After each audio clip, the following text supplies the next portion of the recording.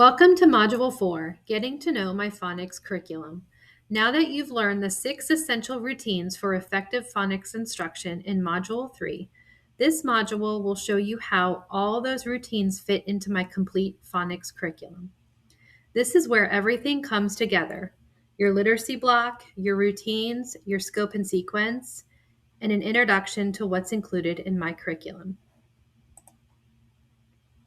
As a reminder, this module pairs with my Kickstart to Phonics Teacher's Guide, a free guide you can get online at my Teachers Pay Teachers store. This guide serves as a companion for these modules. The link to the guide is in the comments below. Before we explore the scope and sequence and the resources inside my phonics curriculum, we need to begin with the structure that makes everything work: your daily literacy block.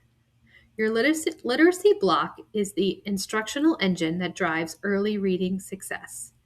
It ensures that students receive daily, intentional instruction in phonemic awareness, phonics, fluency, vocabulary, comprehension, and writing. These are all the components that research identifies as essential for building strong readers. The Kickstart to Phonics Guide emphasizes that the most effective literacy instruction includes all components every single day. This is the ideal model, the one your curriculum is designed for. Let's break down what happens inside each block. During the phonics block, which is usually 20 to 30 minutes, this is where routines from Module 3 live. Students receive explicit systematic instruction in decoding and encoding. Inside the phonics block, you will see phonemic awareness warm-ups, cumulative review like the visual drill, auditory drill, blending drill, high-frequency word review, explicit phonics instruction, blending practice, word building and word chaining, decodable text reading, dictation, and irregular high-frequency words when you're introducing a new heart word. This block is predictable, fast-paced, and routine-driven, exactly what students need to master the code. In the language and reading comprehension block, which is usually 30 minutes a day, this block builds on the other side of the reading rope, the language comprehension. Inside this block, you will see read-alouds with complex text, vocabulary instruction, oral language routines, background knowledge building, text-dependent questions, modeling comprehension strategies, discussion and speaking and listening practice. This is where students learn to understand, think about, and talk about the text, even if they cannot yet decode it independently. During the writing block, which is usually about 30 minutes daily, writing is not optional. It is essential for reinforcing phonics, grammar, and language. Inside this block, you will see modeled writing, shared writing, independent writing, grammar and conventions, sentence construction, writing about reading, opportunities to apply phonics patterns in authentic writing. Writing strengthens encoding, vocabulary, and comprehension, and it gives students daily practice applying the phonics skills they learn. The final block is small group and independent work. This block is usually 30 to 40 minutes daily. This is where instruction becomes targeted and responsive.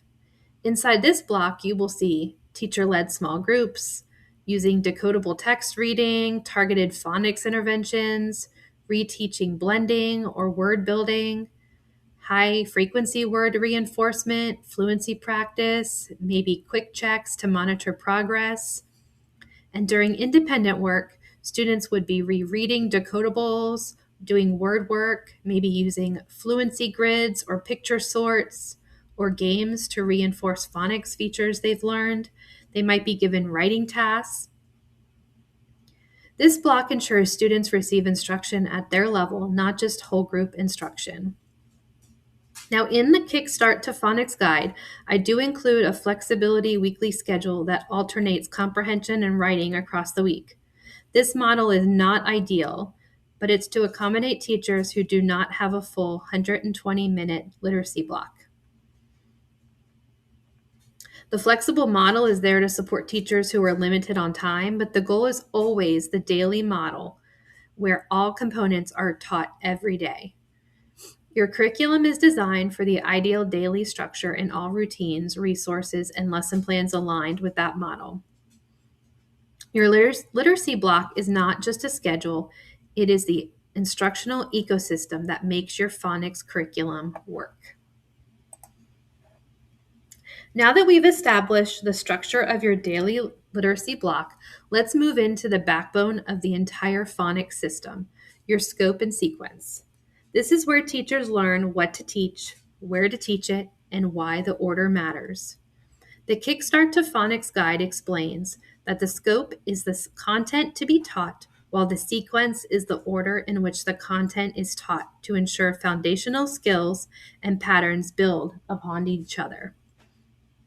The scope and sequence is intentionally designed to be systematic, cumulative, developmentally appropriate, aligned with the science of reading, supportive of decoding and encoding from the very beginning. My complete scope and sequence and high frequency word sequence are totally free on my TPT store and linked below. Teachers can download them, print them, and use them as their own planning roadmap throughout the year. Now let's break down what makes the scope and sequence unique and why it works so well. My scope and sequence begins with letter learning phase, and this phase is intentionally different from the phonics instruction that begins with short vowels. Before students can decode or encode words, they must develop strong alphabetic foundations, and this phase is designed to build exactly that. During this phase, students learn letter names, letter sounds, letter formation, beginning sound identification, how to visually and auditorily recognize letters, how to connect letters to sounds in isolation. This is all kind of pre-phonics work, the essential groundwork students need before they can begin blending, segmenting, and decoding or encoding words.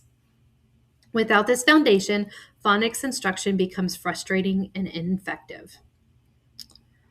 Also included in this part are pre-reader high-frequency words that are introduced during this phase. Even though students are not quite yet decoding during this phase, my high-frequency word scope and sequence includes a small set of pre-reader words that students learn early because they appear frequently in texts and support early reading behaviors. You can see the list of pre-reader words on the right of your screen. Some include the, a, I, to, and so on. These words are introduced through environmental print, shared reading, repeated exposure, oral language routines, predictable text, heart word mapping when it's appropriate, and students are not yet expected to decode these words yet. Instead, they learn them through recognition, repetition, and meaning. This gives students early access to foundational or functional language in books and shared reading experiences even before formal phonics begins. The sequence begins with high utility letters, as you can see on the left side of your screen, M, S, T, B, A, N, and so on.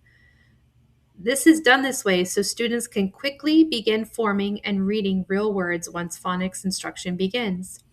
You also intentionally avoid introducing visually similar letters back to back. Like I'm not going to teach B and D side by side or M and N side by side, which reduces confusion and supports clear, more accurate learning. This thoughtful ordering ensures that students build confidence early and experience success right away, which is critical for engagement and motivation. In Module 5, we will go into more detail about what's included in my letter learning curriculum and how to use those materials to teach this phase effectively.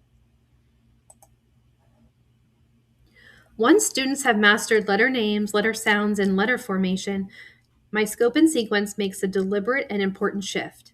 Students move from pre-phonics kind of to true phonics instruction beginning with short vowels. This is the moment where instruction changes dramatically. Students are no longer learning about letters, They are learning how to use the letters to read and write words. What happens in the phonics phase, beginning with short vowels, is short vowels are marked as the start of explicit systematic and phonics instruction. This phase is where students begin applying everything they learned during the letter learning phase. Starting with short vowels, students begin to blend sounds to read words. For example, at reads mat. Or segmenting sounds to spell words. For example, sit, s, it.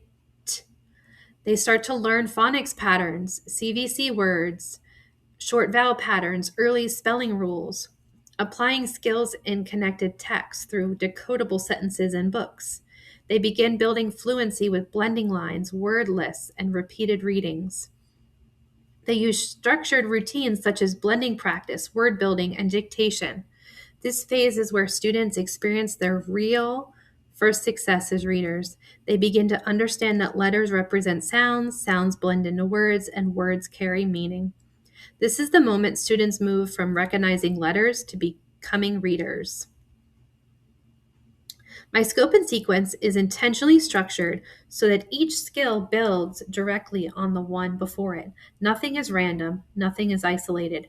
Everything is cumulative and connected. This is what makes my scope and sequence so effective. It honors how the reading brain learns. So it begins with letters and moves into short vowels. Students can read and spell CVC words like cat, sit, hop. This is the foundation of decoding. And then you move into diagraphs where students learn to blend two letters that make one sound like sh, f, ch. This expands their ability to decode more complex words. Then they move into blends, initial blends, final blends, when two consonants together, like ST or TR or FL. This builds flexibility and fluency in decoding. And then you move from blends to CVCE, or what some people call magic E, where students learn that the vowels may make different sounds and make long vowel patterns, and that E is making that vowel say its name. This unlocks hundreds of new words for students. And then students move into vowel teams where they expand their knowledge about long vowels, and that it's not just spelled with just the letter, it can be spelled with AI or EA or OA. This builds orthographic knowledge and spelling accuracy. And then students move into R-controlled vowels, where they learn about bossy R patterns like AR, ER, OR. These patterns appear frequently in early text. Then students move into diphthongs and complex patterns and decode more advanced vowel patterns like OI, AU, OO. This prepares them for multisyllabic words. And then students apply what they're learning through multisyllabic words. And they're learning more complex and reading more complex words that are open syllable, closed syllable, consonant plus LE, or vowel team syllables, or R-controlled syllables. Each step prepares students for the next. It reinforces previously learned skills. It builds decoding and encoding simultaneously, and it supports orthographic mapping. It ensures that mastery before moving on, and if not quite mastery, the cumulative review continues to give them practice to move towards mastery. It induces cognitive load, or reduces in cognitive load, and it creates a predictable, supportive learning path. So my sequence is designed so that every new skill has a foundation beneath it, and every future skill has a bridge leading towards it. This is what makes my scope and sequence so powerful. It mirrors how the reading brain learns best. One of the most intentional and powerful features of my scope and sequence is the way high-frequency words are woven into instruction. Instead of teaching high-frequency words from a random list or memorized as sight words, my sequence aligns them directly to phonics patterns students are learning. So high-frequency words should be embedded within phonics lessons and should align with the spelling patterns students are learning. This approach ensures that students learn high-frequency words through phonics, orthographic mapping, and meaning, not rote memorization. I have two categories in my high-frequency word scope and sequence: flash words and heart words. Flash words are words that are fully decodable and are using known patterns, and they are very high frequent in students' books. Heart words are words with one or more irregular part that must be learned by heart. And in a previous module, I explained how we teach heart words. Let's look at how each connects to my sequence. So flash words follow regular phonics patterns and can be decoded using the skills students already know. These words are introduced exactly when students have the phonics knowledge to read them. So for example, in the short vowels, I have a list of flash words that students should know, and I have a list of heart words students should know that follow those specific patterns. So for example, in short vowels, I have words like at, big, red. Those are very common flash words or high frequency words that have short vowels. Diagraphs, I might have words like that, with, much. In CVCE words, I have words like make, like, here, and so on. Because these words follow predictable patterns, students can decode them in a flash once that skill has been taught. This builds confidence and reinforces the phonics pattern in authentic reading. Now, heart words, the irregular words, contain one or more parts that do not follow the phonics pattern students currently know. These irregular parts must be learned by heart, as stated before. However, and this is key, heart words is not taught in whole word memorization. They are learned by the regular parts they can decode and the irregular parts they must remember. They map the sounds to the letters. They learn how to read and spell the words accurately. For example, some early heart words I have are as, has, his, and said. And those would be taught during the short vowel unit because all of those irregular parts or parts of them have a short vowel in them. Or diagraphs, I might have words like what or who or they. And vowel teams, I have words like again, ate.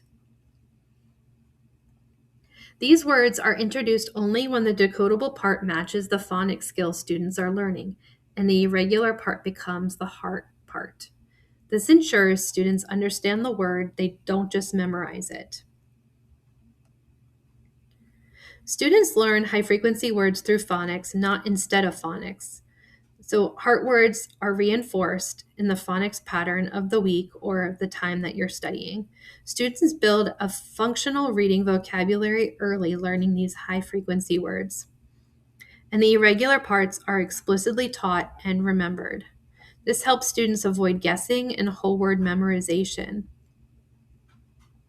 So the heart word instruction, therefore, becomes meaningful and not random. And this alignment is one of the strongest features of my system, and it supports decoding, encoding, fluency, comprehension simultaneously. Now that you understand the structure of the literacy block and the logic behind my scope and sequence, let's look at the resources that bring my instruction to life. My letter learning curriculum and phonics curriculum were designed to align directly with the routines you learned in Module 3 and the sequence you explored in Section 2. Every resource is systematic, cumulative, and classroom tested to ensure students get exactly what they need at every stage of reading development. This part will give you a high yield overview or high level overview of what's included in both bundles. In Module 5, we will go into more detail about how to use these materials through instruction. Let's look at the letter learning curriculum first. This curriculum supports the very beginning of my scope and sequence, the phase where students learn the alphabetic foundations they need before decoding begins. What's included in it is a scope and sequence that is clearly aligned, introducing the letters based on utility and visual differences. Also included is a lesson plan template that is structured to guide teachers through routines such as phonemic awareness warm-up, visual auditory drills, letter formation, and beginning sound identification. Also included are letter books, one for every letter of the alphabet, engaging predictable text that reinforce letter recognition, sound production, and vocabulary. Also included is a tap it, map it, write it template used for early sound symbol mapping and beginning encoding routines. You will also get tap and say fluency charts. These support automatic retrieval of letter sounds. Also included are letter deck cards. These are used for visual drills, auditory drills, and rapid letter sound practice. This resource comes with an ABC linking chart that also is a visual anchor for students to have letter sound association. Lots of games are included in this resource as well. I have a beginning sound game and picture cards. So this helps students and teachers isolate initial sounds and offers hands-on practice with this. I also include letter learning maps, which you can make multisensory by just using puff paint for part of them, and this helps students practice letter formation and sound production. I also include letter formation posters for how to form all of the letters with explicit details on how to teach students how to form all of the letters. Again, more games are provided. I have a roll and read and a roll and trace game where this is all focused on letter recognition and letter formation. I include a handwriting workbook, which includes practice for every letter that you practice developing letter formation with. I also have a letter knowledge survey, which was talked about back in Module 2. It's a quick assessment for tracking mastery of letter names and sounds and formation. I also have a quick check that's available for letter sounds, and this goes according to every 5 to 6 letters. You can give a quick check to see if they're able to form the letters, say the sounds, identify beginning sounds and pictures. Also included in this are parent newsletters. So I have a newsletter for every 5 to 6 letters that you are learning. You can send that newsletter home that gives parents ideas on reinforcing learning outside the classroom. So the purpose of this curriculum is to really build strong alphabetic knowledge. It's to develop accurate letter formation and give that time for practicing letter formation. It's helped strengthen phonemic awareness, those building blocks of learning how to decode and encode. It gives time to connect sounds to symbols and learn how phonemes and graphemes work together. It's to help gain confidence before that really solid phonics instruction begins with short vowels. And it also prepares students for that transition and going into the more complex phonics instruction. So once students learn the letter or complete the letter learning phase, they move into the full phonics sequence, which is the rest of my scope and sequence. And this curriculum covers every phonics skill from short vowels through advanced patterns and multisyllabic words. So what do you get included in this? The curriculum has teacher notes for each phonics skill.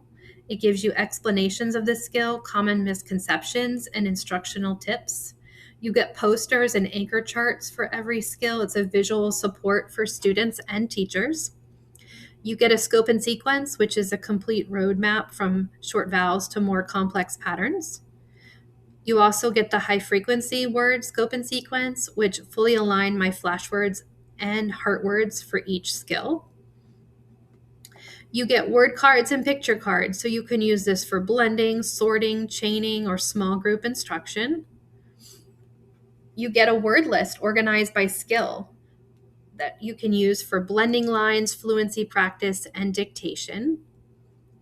You get dictation sentences already written for you, so you don't have to think about them. They're skill-based, based on the scope and sequence, and builds upon each other.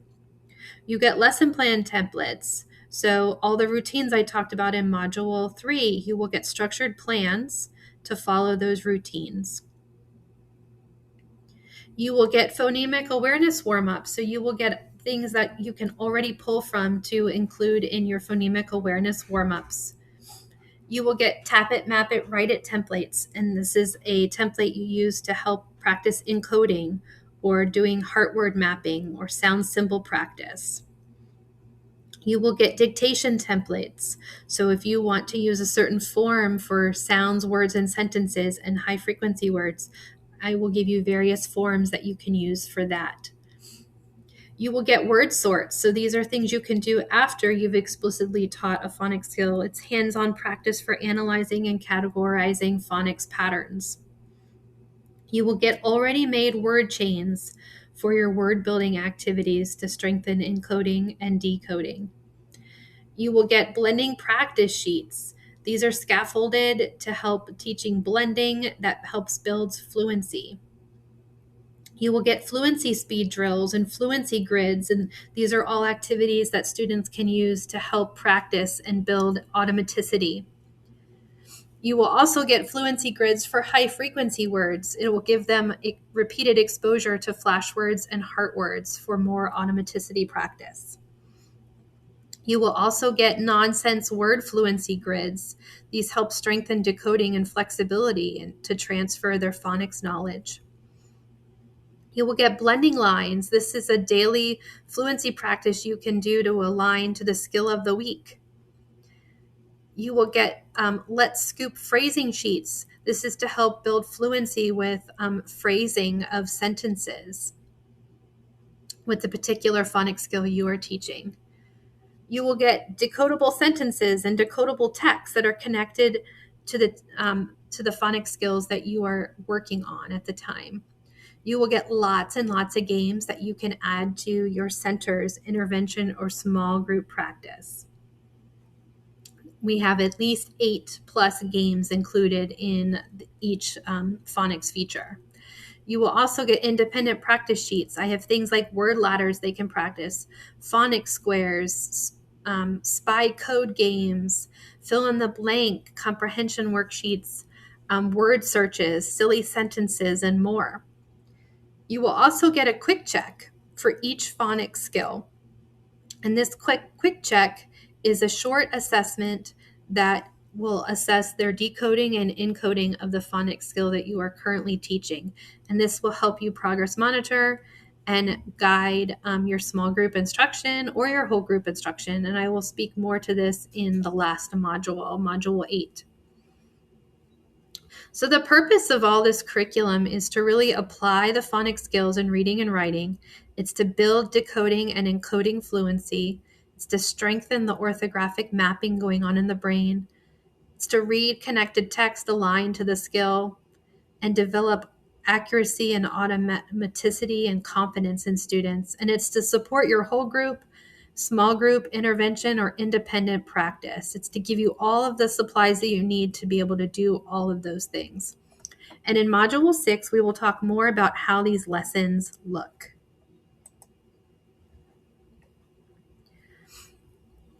So how do these two curriculums work together? The letter learning one and the phonics curriculum. So the letter learning curriculum builds the foundation. The phonics curriculum builds the skills. Together, they create a complete systematic path. So it starts with letter and sound recognition. It moves into decoding and encoding those specific phonics skills from simple to complex in the scope and sequence. And with more and more practice and exposure to this through whole group, small group, independent work, you will build fluency of these skills. And then you also build in time for multisyllabic reading once they're more fluent with single syllable decoding. So as we wrap up Module 4, getting to know my phonics curriculum, let's take a moment to reflect on how the pieces you explored in this module work together to create a strong, systematic foundation for early literacy. In this module, you learned how daily literacy block provides the structure needed to deliver high-quality reading instruction every single day. You saw how phonics, comprehension, writing, and small group instruction work together to support the whole child, and how a flexible weekly schedule is available only when time is limited, but not as an ideal model. You also explored your research-aligned scope and sequence, the roadmap that guides instruction from the very first letter all the way to multisyllabic words. You learned how the letter learning phase builds the alphabetic foundation students need before decoding begins, and how the shift into short vowels marks the true beginning of the phonics instruction. You saw how each skill builds on one before it, creating a cumulative, predictable path that supports decoding, encoding, and orthographic mapping. Next, you examined how the flashwords and heartwords are intentionally aligned to the phonics skills students are learning. Instead of memorizing long lists of unrelated words, students learn high-frequency words through phonics, meaning, and mapping, a process that builds accuracy, confidence, and long-term retention. Finally, I reviewed what's included in my letter learning and phonics curriculum: the tools, templates, visuals, assessments, decodables, and hands-on activities that make implementation clear, consistent, and engaging. These resources were designed to match the routines from Module 3 and the sequence from Module 4, giving you everything you need to deliver high-quality phonics instruction with ease. So looking ahead in Module 5 and Module 6, in the next two modules, we'll take everything you've learned so far and turn it into practical, ready-to-use instruction. So in Module 5, letter learning, we'll go step by step through what's included again in my letter curriculum, how to teach each routine, how to structure a lesson, how to use the assessments, how to support students who need more time, and how to prepare students for transition into short vowels. This module will give you everything you need to teach the very beginning of the sequence with clarity and confidence. And in Module 6, phonics instruction, we'll shift into how do we teach each phonics skill from short vowels through advanced patterns? How do we use decodables, blending lines, dictation, and high-frequency words? How do we plan a full week of phonics instruction? How do we differentiate for small groups? How do we organize our materials for whole group and small group instruction? This is where the routines and resources in sequence come together in daily practice.